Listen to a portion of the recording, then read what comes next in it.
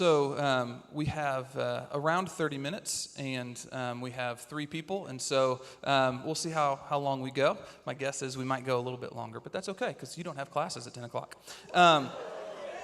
So there's all sorts of questions that could be asked, and I had a hard time kind of narrowing them down. In fact, a few weeks ago, I was at dinner in the Galley at a table with students, and I told them I was going to be doing this, and I said, okay, what question would you ask? If you had one question that you would ask, you've got these 3 up here, what's the question?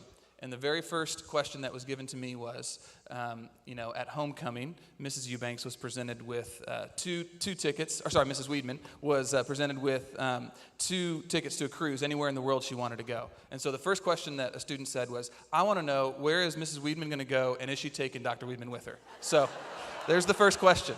First things first. Well, the board did give her a river cruise of her choosing. She had 27 applications for guests, but praise be to God, she chose me to be that guest. So on October 30th, we're going to start out in Amsterdam and go down to Budapest. Wow. It's a wonderful cruise, wonderful gift, and we're looking forward to that date. That's great. And it's great that she did choose you and that you guys still like spending time together, because you're probably going to be spending more time together now in retirement. So real question here. During your years, I'll start with you, Dr. Eubanks. During your years, so 1969 to 2007, what was the best part of the job? What was the thing you enjoyed the most about being president of Johnson Bible College at the time? I think the thing that I enjoyed most while I was president of Johnson was the interaction I was able to have with so many wonderful people, with the students, with the faculty and the staff, with the alumni, and with the friends. Johnson has a rich legacy, and when you're associated with Johnson, you already have a mammoth amount of support and encouragement. You students will see that quickly when you leave. There are people that there are so many people that just have a natural inclination to think well of you because you are part of Johnson University. One of the most influential men in America, after whom this building is named, at least in part. Mr. Phillips, Mr. B.D. Phillips once said, Johnson Bible College has an influence out of all proportion to its size. He wasn't on the campus that many times. I only saw him here once or twice. But he knew of the influence of Johnson, and he was favorably disposed to Johnson. Wherever I've gone, and Dr. Weedman's found this, and Dr. Smith has found it as well, you'll find people asking us, what is it you do to the students down there that make them so strongly supportive of Johnson when they leave? Our alumni sentiments toward the school, toward the university, are an envy of the other colleges around the nation. And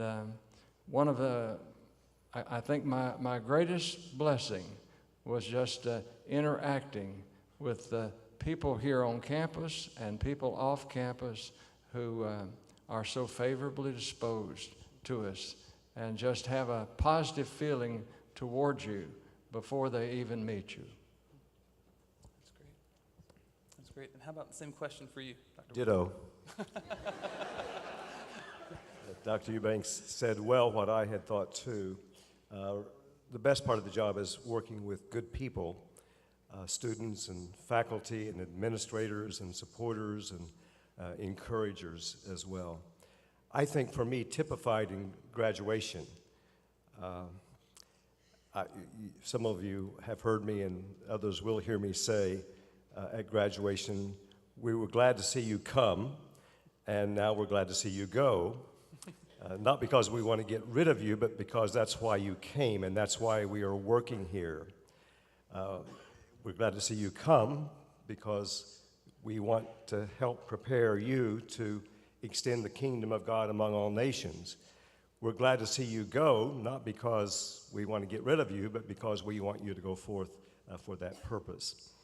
And that graduation really is symbolic of all the peoples who are a part of the Johnson University constituency. That's the goal. And it's working with those people who make that graduation possible. That's great. Can I ask you to kind of the reverse of that question? What was the hardest part? What was the thing that maybe you either didn't like or at least was the greatest challenge? Graduation. Because we actually get to like some of you students. The 4 years you're here, we form close relationships, and it is hard to see you go. We hope that you'll come back. We hope that you will keep in contact, but it is a separation, and separation is difficult. So that's one of the hard parts, I guess. Yeah. I think the hardest part of the job for me is hiring the right people.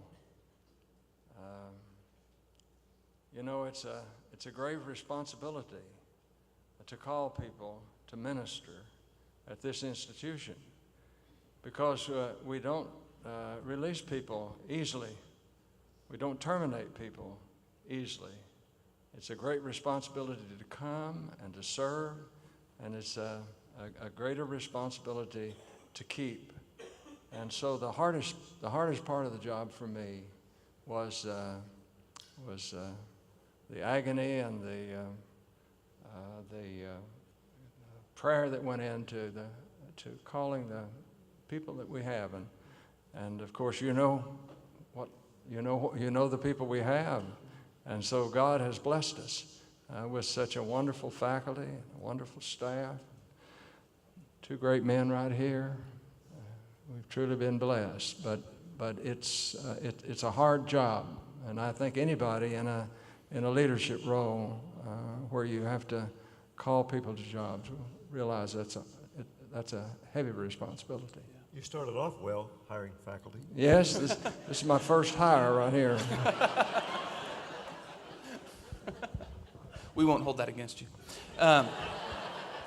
Dr. Smith, hearing that, and then just your own kind of time to process what you're getting ready to step into, what is it that you look forward to, and what is maybe a challenge that you're kind of maybe anxious about or nervous about with the job?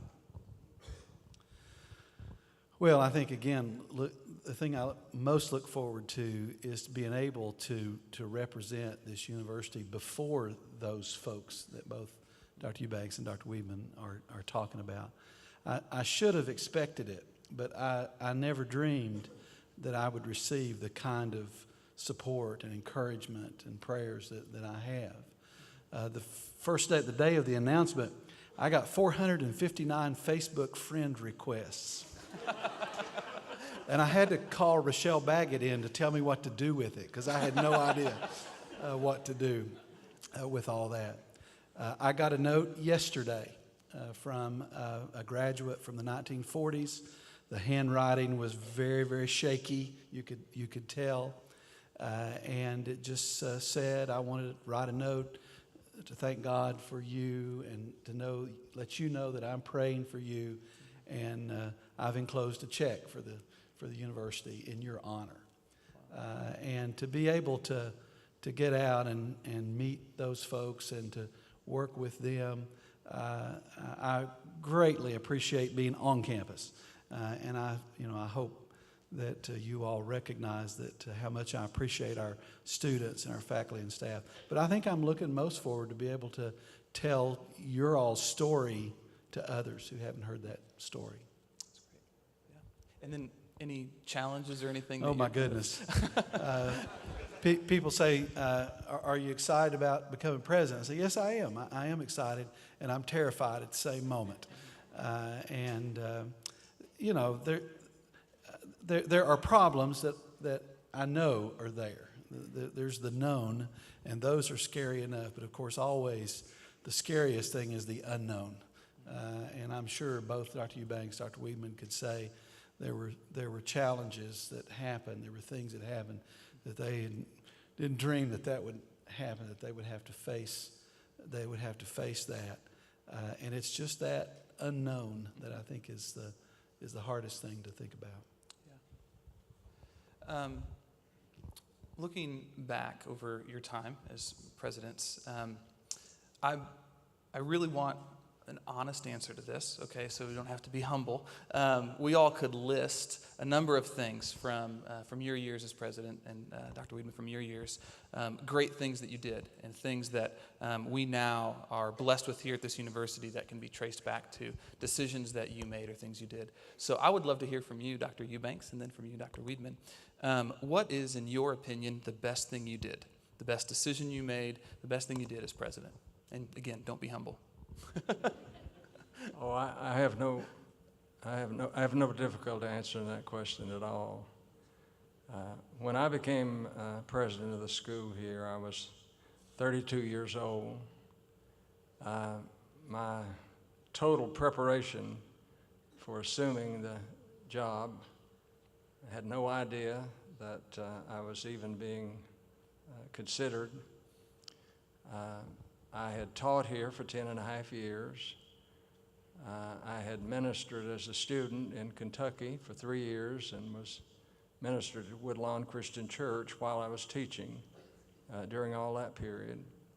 I had been a paper boy for many years. I'd been a janitor in 2 restaurants. During the summer, I had caught flat sheets at the aluminum company.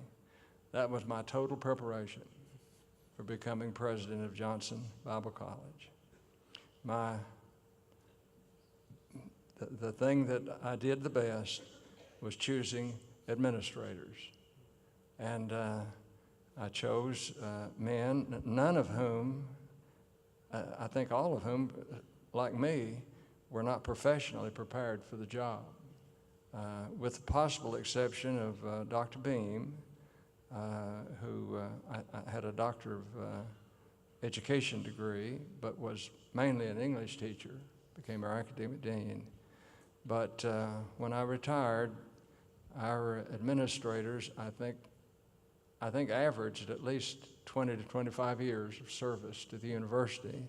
And there were 3 former administrators that had served the university for at least 30 to 35 years. And they all were smarter than I was. They all were more skilled than I was. They all did a better job than I did. And because of them, good things happened. And it was the administrative staff. Now, the faculty were under them as well. But I think the best thing I did was choosing the right people to do the job. That's great. First of all, you used the past tense with me, and I have 73 more days to be president, so there's still a chance that I might do something good. One of the best things, and I'm speaking truthfully, one of the best things that I have done since being here is hire a guy named Bill Wolf a number of years ago. I think we're done here. No, I'm just kidding. You don't know what he has done to Chapel. You assume Chapel has always been the way it is now, and that's not the case. So we all rejoice at Bill. The tension of presidents is to stick to the knitting, to make the main thing the main thing. There's a lot of discussion today about mission drift in educational institutions and organizations, businesses and nonprofit organizations. And there's a real tension between sticking to the mission and making that mission contemporary, given the contingencies of the time and the culture. We have undergone a lot of changes in the last 11 years. I heard, some years ago, I heard David Gergen at an accreditation meeting say, if we want things to stay the same around here, things are going to have to change. And by that, he meant that if we keep doing the same kinds of things to accomplish the mission, we will miss the mission ultimately. So we've had a lot of change, and we believe, I think it is now understood, that those changes were mission-driven. We weren't going down the slippery slope, as many institutions in history have done, but we were trying to figure out ways to accomplish the historic mission of the college, given the contingencies and opportunities we have today. So I think the best thing is to occasion change and stick to the mission. That's great. And as Dr. Smith is in 74 days, I guess then, looking to step into his role, what do you think, if you were him, so if you were stepping into the office in 74 days, what would be the first thing you would tackle? What do you think is most important for him? Same thing, stick to the mission, look for opportunities to express that mission, given the open doors that God presents. I would also suggest that he not take praise too seriously, but more importantly, not take criticism too seriously either. Just be who he is and do what he knows is the right thing to do. Yeah, that's great. He actually was just quoting Popeye backstage. What was the quote? I am what I am. There you go. Yeah. So hopefully he can keep that mindset. Yeah, absolutely. So when you rewind back to Tommy, what was your freshman year? I transferred from Milligan. Okay. And I was here in my first year was. There we go. Oh my goodness. And 1975. My first year here was Dr. Weedman's last year here. Okay. He had me in Greek class as a student and decided he couldn't teach here anymore. The quality of students had hit rock bottom. But 1975 Okay. was So my 75. first year here. So when Dr. Eubanks and Weedman, when that guy stepped onto campus, did you foresee the day that he would be president of the university? No.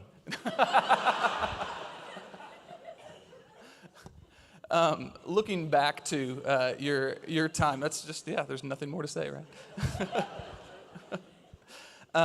Looking back to your time as students, if we can go back even further than your role as president, what are some memories you have? Let me ask you this. So we got a lot of students in the room. As students, did you guys ever get in trouble? And do you have any stories that are safe to tell? I never got caught. I guess that answers the question. You can't get in trouble if you're not caught. When I was announced as the president-elect, the maniacal laughing that you heard in the background were all my classmates from here. My first 2 years of college, I was a complete knucklehead. And I was at Milligan, majoring in recreation with a minor in foosball and flag football. When I transferred to Johnson, I majored in have a good time.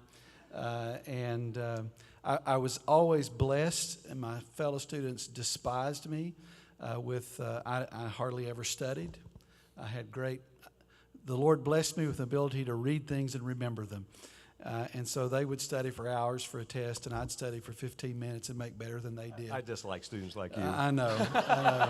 But what that does is it creates a really, really bad habits of just getting by because you know you're smart enough to get by and not really applying yourself.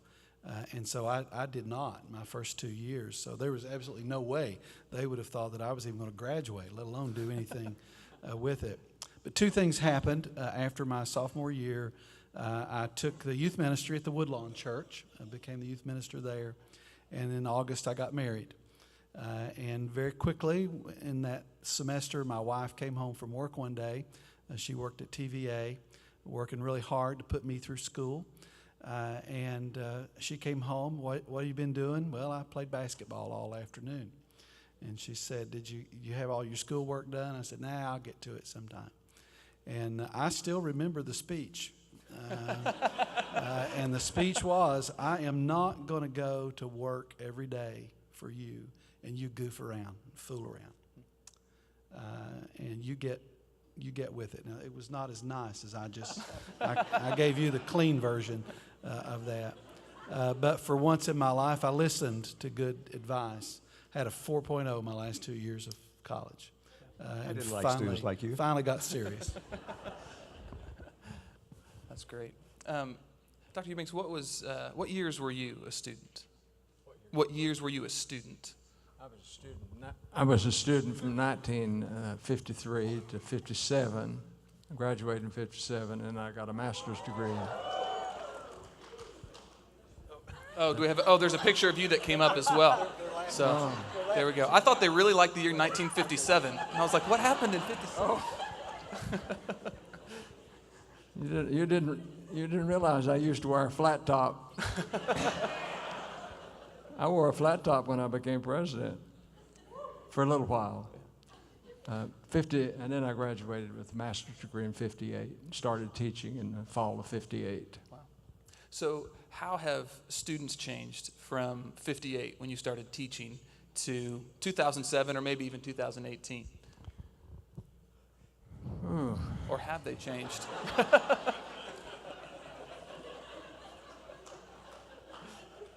And you can be honest here too. So. I can be honest. I guess I would have to say that one way students have changed is that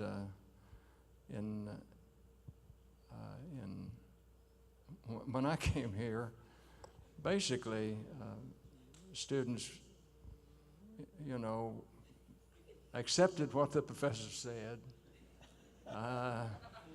almost without question, and they were all of them were firmly committed to what the Bible said is true, and now. Our culture has changed so radically in our country. Of course, it's changed radically. Actually, it's changed radically in the last 10, 15 years. And our students come from our culture, and we have a greater challenge with the present student body, I think, in that regard. And we have to build a case more, and I was just noticing there is an article in an English magazine called The Guardian that I gotten printed off just the other day, and it's a very sobering article, and it starts off like this: Christianity as default is gone. The rise of a non-Christian Europe. Goes on to show that a survey of 16 to 29-year-olds in the Czech Republic, 91% of them have no religion at all. And in several other European countries, it's 70% have no religion at all. It's a little better in London and England, but not much better. And it's not that way in America yet, but we're headed that way. And I think one of the greatest challenges we face, one of the greatest challenges that Johnson University faces, is taking students that are growing up in this culture, and as Dr. Wiedemann has mentioned, focusing on our mission. Our mission is to win the world for Christ. And that's a much harder job now than it was in my opinion, than it was Now we have many more tools, many more opportunities. Sky's the limit in what we can do. And students today, our students, are more globally committed, willing to give all for Christ. There's good and bad in it all, but I see that as probably the biggest change in students. Yeah.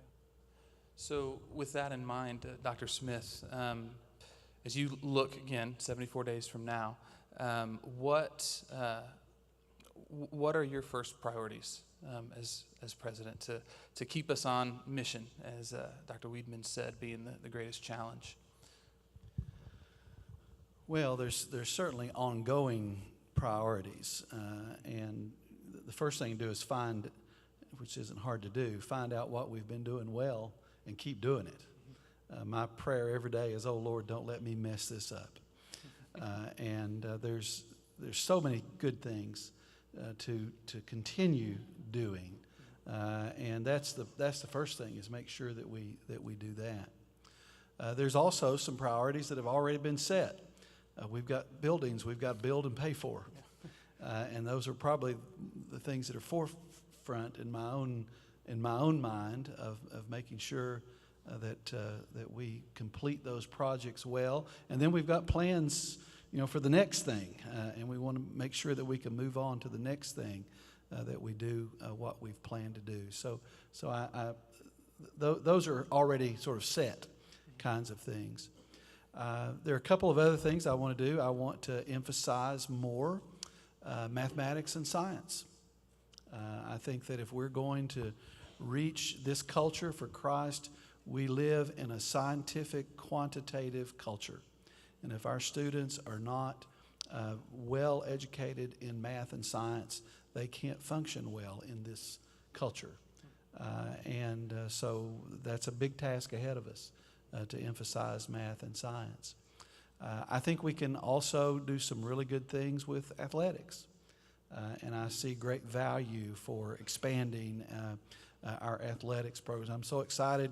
We've got a women's softball team starting up, and I have to play women's softball next year. I love women's softball, and we're going to look for other opportunities. Now, you can write this down. We're not going to have a Johnson University football team. However, we certainly might have a Johnson University swim team. So those kinds of things that I think we can look for in opportunity. But we commit ourselves to the mission. We commit ourselves to working effectively in our culture, and then we find ways to do that. And I don't have a blueprint for how that's going to happen. And again, we've got really good people here around us on our faculty and staff and administration, and students that we listen to. And those folks can help us identify the things that we need to do. All I can say is I know and love and appreciate the heritage, tradition, the mission, and the core values of our school. And those aren't going to change. Amen. Those aren't going to change. But how we do those things, how we accomplish those things, we're always looking to get better at doing that. That's great. Just one final question. This will be for you, Dr. Smith. As you look back over the years of the presidency of your two predecessors, what is the greatest part of their legacy for you? And what kind of legacy do you hope to leave? Well, the first part of that's really, really easy, and I could go on a long time. By the way, you asked Dr. Eubanks to be humble, not to be humble. You asked him not to be. Asking Dr. Eubanks not to be humble is like asking the sun not to shine. And that's what leads into this. Most of you all probably have no idea of the impact that Dr. Eubanks made on this campus. And just walking the buildings, that's only one small aspect, but just walk the buildings. Not only the beautiful dorms that you live in now, but their predecessors. He built the original Johnson and Brown halls. This building, which opened the year I came to school here, the Golly Commons, the Richardson Hall, the redo on the counseling center building and the library, just the impact. We could just list on and on and on. But that's really not what I appreciate most about Dr. Eubanks. What I appreciate most about Dr. Eubanks is the Christian man that he is and the example that he's led. He was and continues to be the pastor of this campus, and that's the legacy he has left for us. And I think what I take from him is being the president of Johnson University is not just about decisions and budgets and administrations and programs and so forth. It's about being the kind of person that God will bless, and that's the biggest responsibility. And again, I could go on with Dr. Weidman as well in the same vein. What I've said about Dr. Weidman is he turned this campus inside out. And what I mean by that is we've been out here in the country for a long time. And there's a tendency to get isolated. You all talk about the bubble all the time. And it's easy to do that.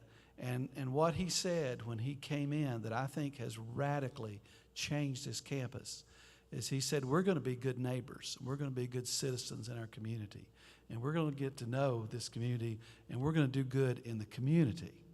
We did good for many, many years, but our scope of doing good was so limited.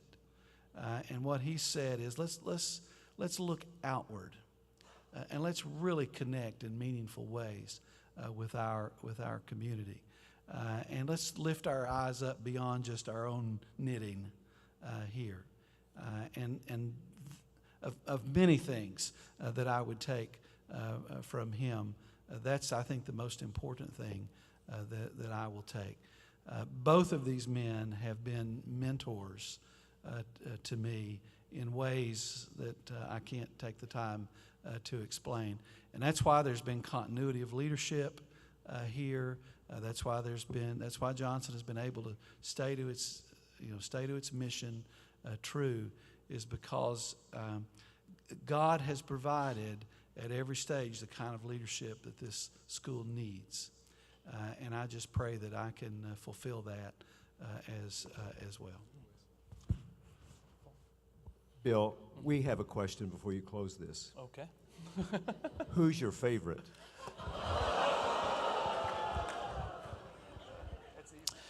Jesus?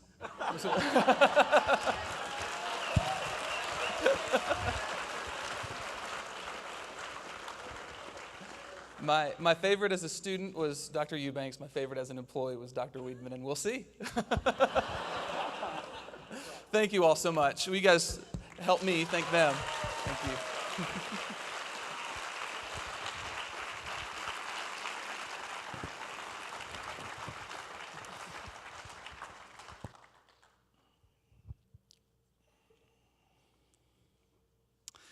Well, I came to